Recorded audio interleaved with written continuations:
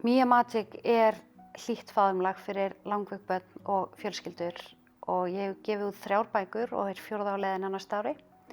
Við gefum Miubox sem svona gjafabox fyrir langveik börn og fjölskyldur og svo erum við líka með Miuverðlaun sem svona viðurkenning fyrir heilbrigðisstarfsfólk sem sinnir langveikum börnum.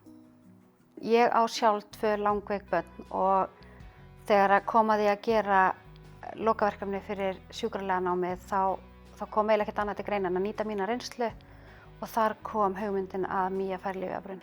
Veruleiki langveikra barna og fjölskylda þeirra oft ansi svona takmarkaður, bæði á tíma og fyrirsjáanleika og eins og til dæmis bara með pítsakvöld á föstudögum.